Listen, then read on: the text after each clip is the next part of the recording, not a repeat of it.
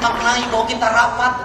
Kolaborasi harus tidak dimaknai bahwa kita ini berkumpul membahas pleno 1, pleno 2, pleno 3. Kolaborasi adalah ketika ada tindakan darurat untuk kemanusiaan, untuk keadilan, untuk rakyat, maka semua berkolaborasi dengan apa? Minimal mendoakan.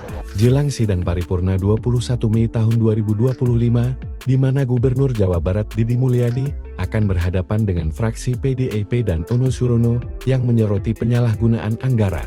Sadar dirinya bakal dikuliti, Deddy Mulyadi mendatangi KPK dan berdiskusi soal penggunaan anggaran.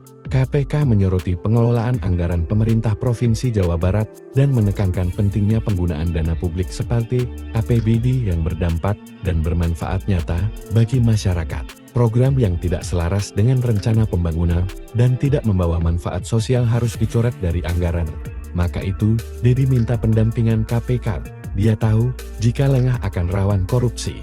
Direktur Koordinasi dan Supervisi Wilayah 2 KPK, Bahtiar Ujang Purnama, menekankan pentingnya keselarasan perencanaan anggaran dengan rencana pembangunan jangka panjang dan jangka menengah. Gubernur Jawa Barat, Deddy Mulyadi, menyambut baik dukungan KPK dalam mengawal efektivitas anggaran daerah.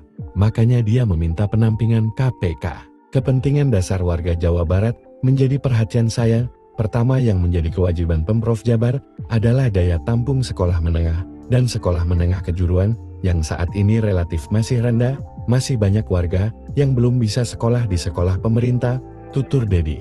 Ujang menyatakan, KPK akan terus mendukung pemerintah daerah melalui penerapan indikator monitoring, controlling, surveillance for prevention MCSP untuk memperkuat tata kelola yang bersih dan transparan.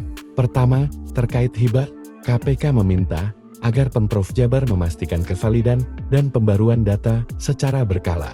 Pengalihan fungsi lahan hijau dan lahan pangan menjadi area yang tidak produktif, yang menurut KPK rentan terhadap praktik suap.